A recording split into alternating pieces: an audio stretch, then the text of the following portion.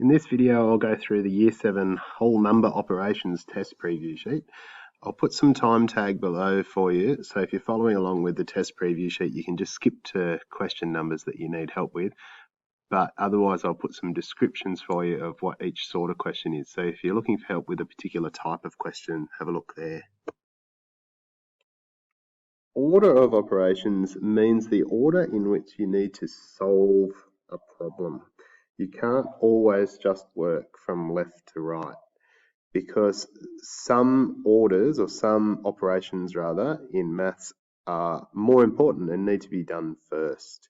And the order that I remember it in is BODMAS, which is brackets, orders, which are squares and square roots, division, multiplication, addition, and subtraction.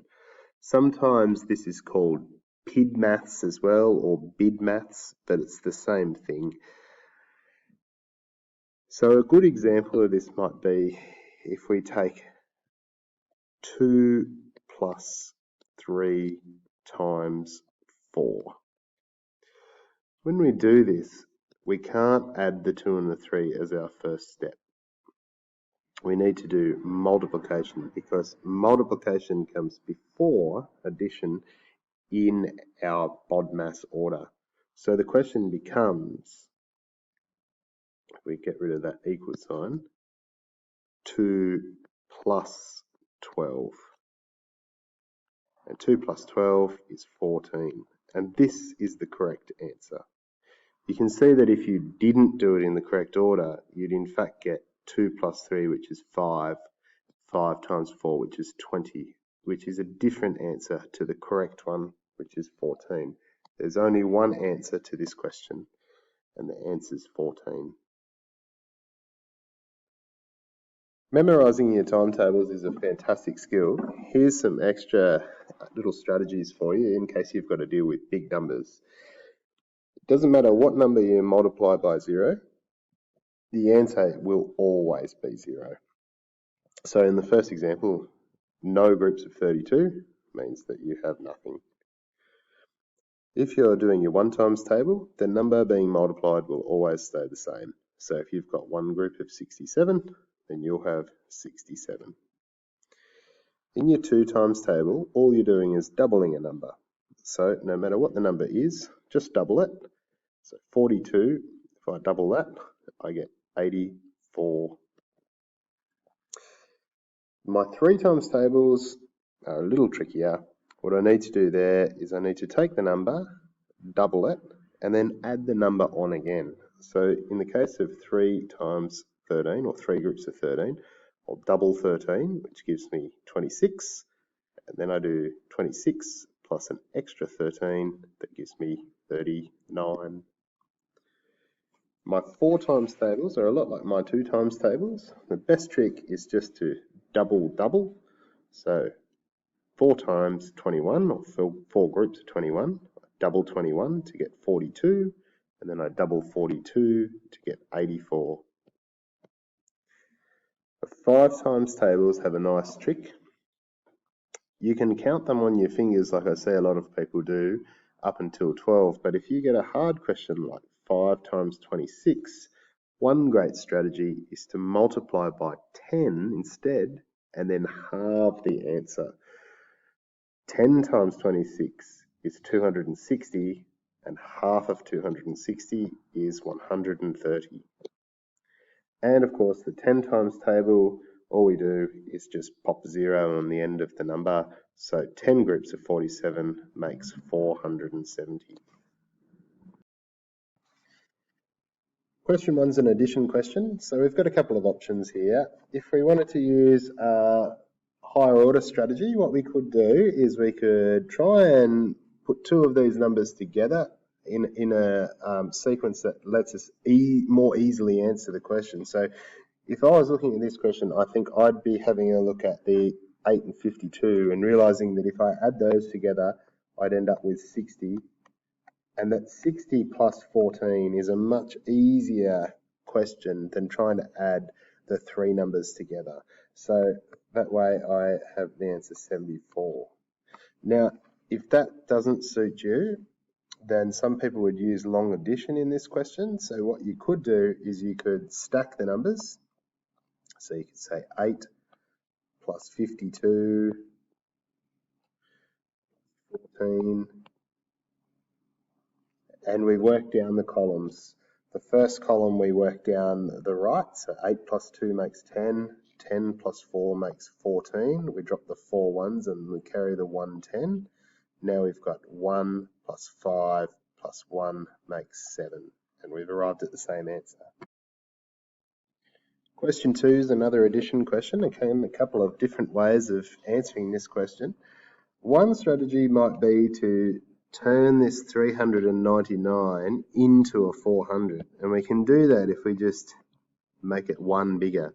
So we could just pinch 1 from the 226 and add it to the 399, and then we would have an easier question because we'd be doing 400 plus 225, and that would equal 625.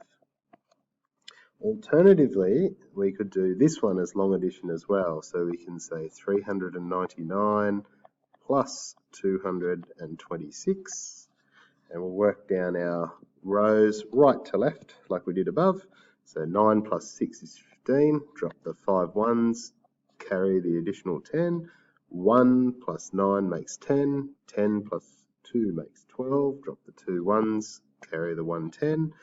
1 plus 3 is 4, 4 plus 2 is 6. Question 3 is subtraction or minus question. Again, we can use a couple of strategies for this one. I wouldn't like taking 99 away from this number, but I know that this number is very close to 100. So if I just made this one 1 bigger, and I also make the other number 1 bigger, so a little bit different to the addition, what I end up with is 498 minus 100, which makes it a much easier question. Now it's 398. Alternatively, we could do it as long subtraction as well. So we can go 497 minus 99. What we can do then is go 7 minus 9, that won't work, so we'll borrow a 10 from the next column, and 17 minus 9 is 8.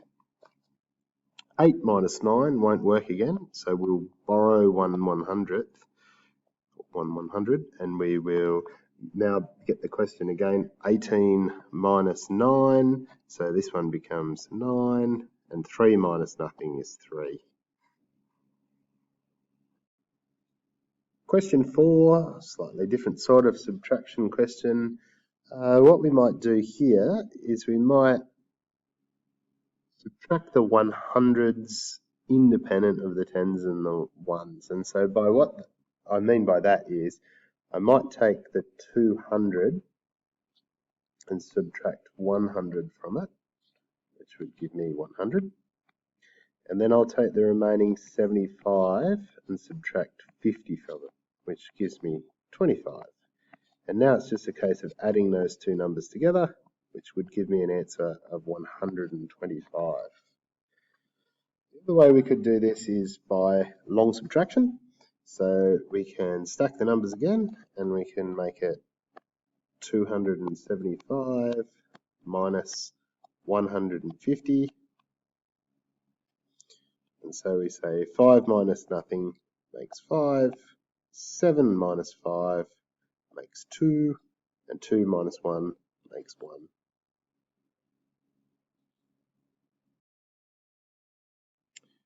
Question 5, we've moved into multiplication.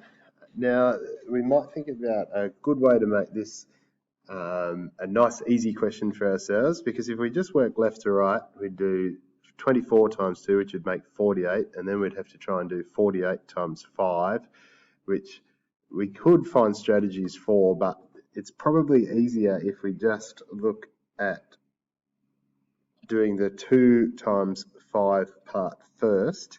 Then all we'd have to do is 24 times 10, which is a much easier question because anytime we multiply a number by 10, we just pop a 0 on in the end. Question 6 is another multiplication question. This time, my 29 times tables aren't real good, but I can do my 3 times tables. So what we might have a look at doing here is changing the 29 into a 30. So instead of working out what 29 groups of 36 is, we might work out what 30 groups of 36 is.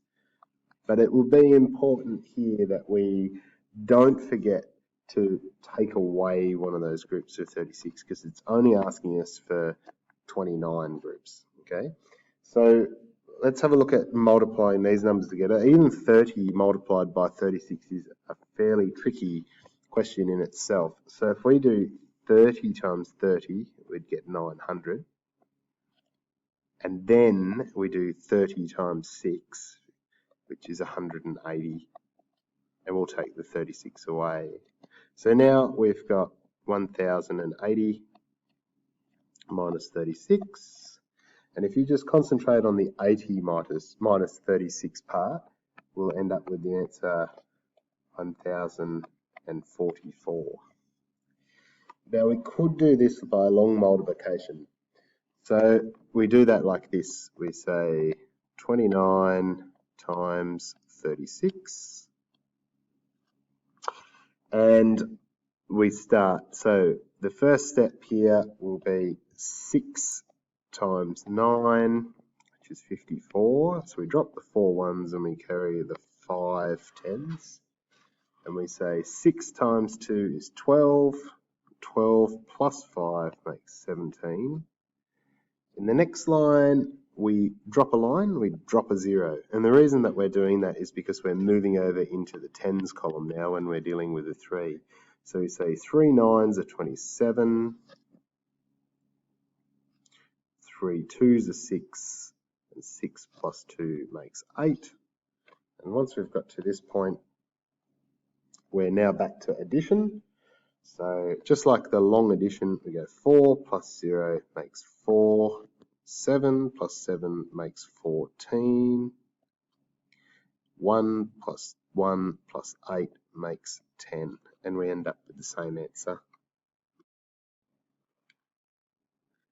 Question 7, we've moved into division.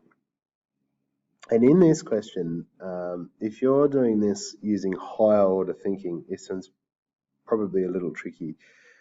234 divided by 9 is a very big number, both of them to try and work with. So what I think I would do here is I would make each number 3 times smaller. Okay, so I'm dividing both sides by 3 to make them 3 times smaller. And that would mean that my question was now 78 divided by 3, which is a bit more manageable. And 78 divided by 3 is 26. It's pretty tricky, and I think that another good strategy is long division, and this is a really good one to get your head around. You definitely need this later on in the topic. And in order to do that, you write it like this. How many times does 9 go into 234? And you work your way across the row. 9 won't go into 2, but it will go into 23 because 2 times 9 is 18. So you put the 2 down, and there's a difference of 5 numbers between 18 and 23. Okay, so 2 nines are 18 with 5 remaining. And then you say, how many times will 9 go into 54? It will go in 6 times, and so your answer is 26. Question 8, we've got 2 big numbers that we're trying to divide by again, and most people aren't very good at their 15 times table.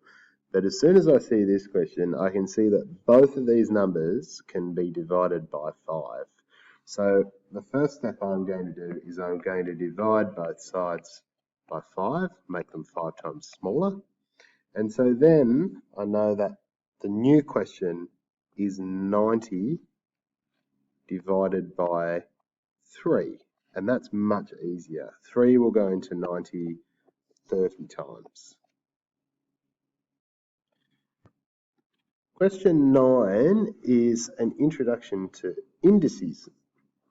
And so this little symbol up the top here is very specific, and it tells us something that we need to do.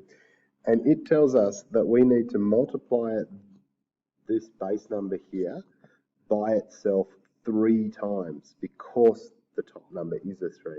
So this question is really 3 times 3 times 3. 3 3s are 9 and 9 3s are 27.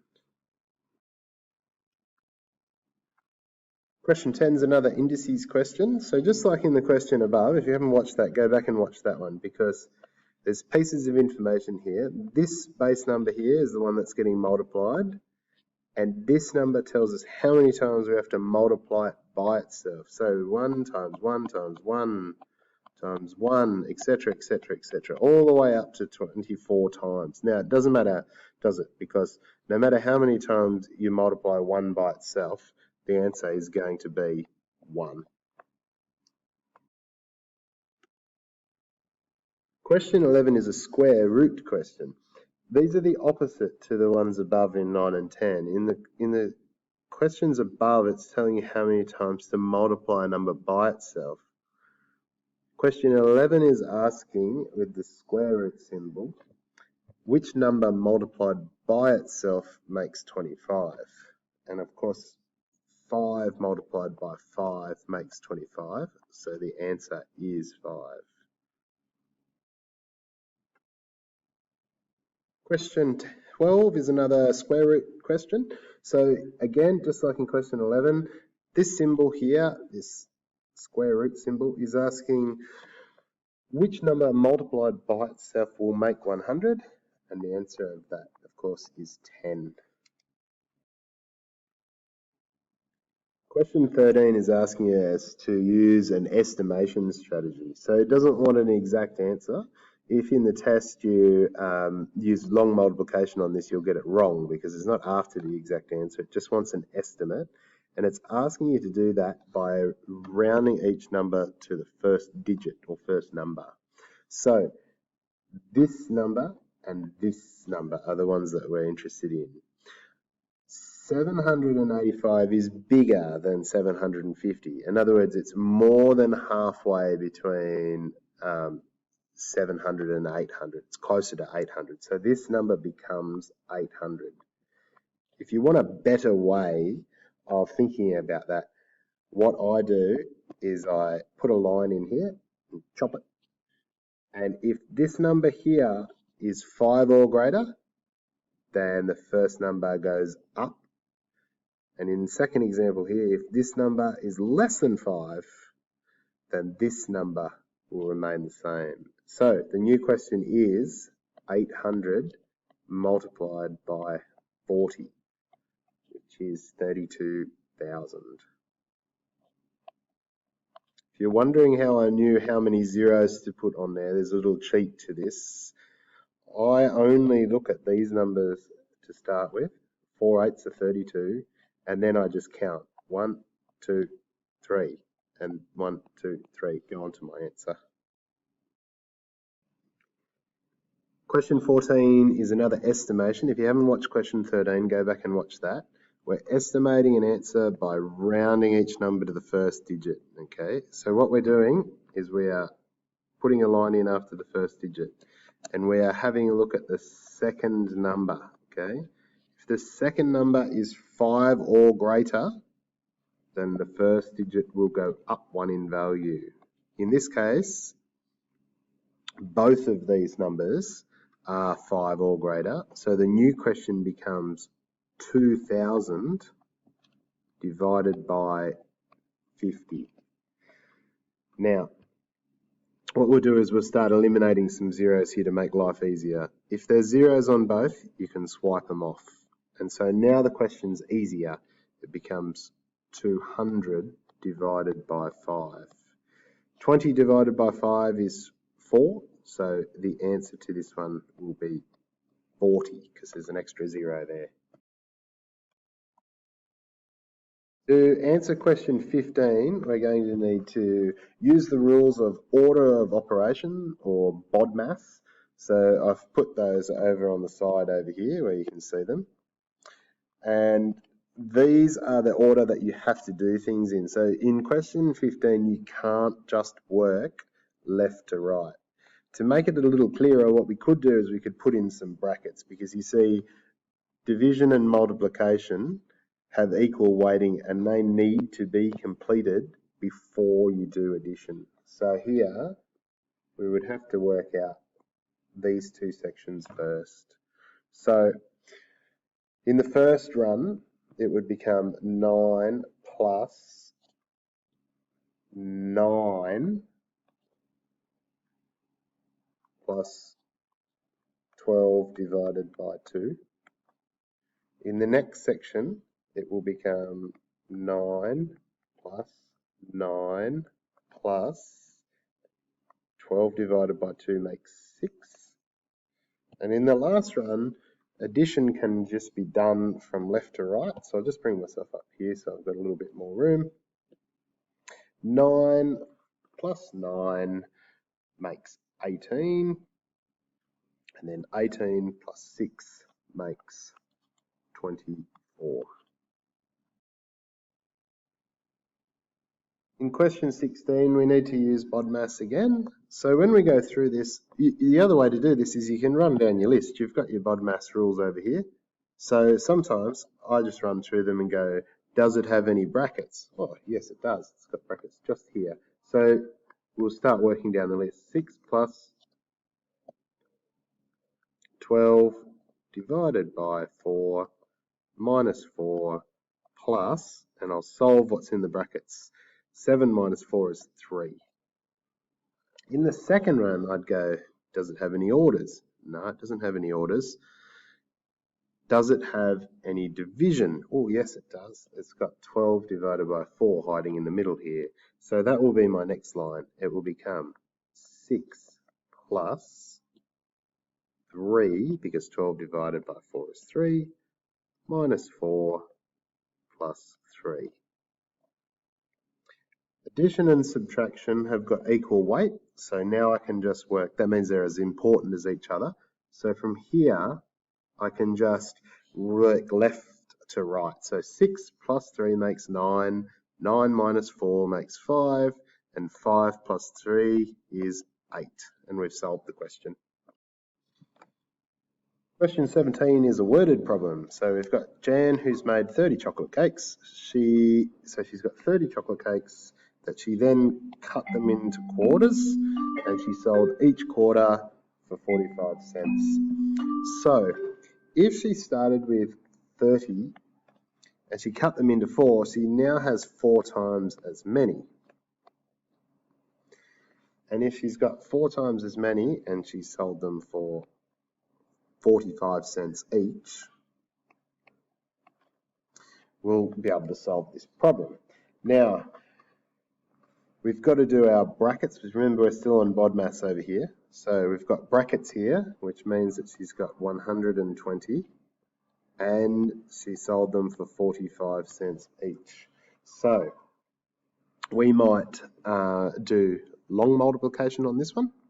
So we'll take our 120 and multiply it by 45. 5 times 0 is nothing. 5 times 2 is 10. 5 times 1 is 5, plus 1 is 6. Now drop a line, drop a 0, because we're moving into the tens column. 4 times nothing is nothing. 4 times 2 is 8. 4 times 1 is 4. Now we've got to add these together, remember? 0 plus 0 makes nothing. 0 plus 0 makes nothing. 6 plus 8 makes 14. And 1 plus 4 makes 5. So be careful. Jan has made 5,400 cents. And we don't usually talk about that. We like to talk about dollars and cents. And the word cent means 100 because there are 100 cents in a dollar. So that means that she has made $54.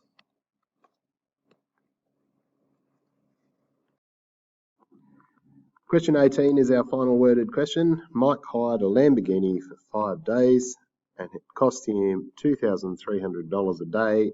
How much did he pay for the 5 days in total? So this is a straight multiplication. We might do this one as a long multiplication. So $2,300 each day for 5 days. 5 times nothing is nothing. 5 times nothing is nothing. 5 times 3 is 15. 5 times 2 is 10. 10 plus 1 is 11. He paid $11,500.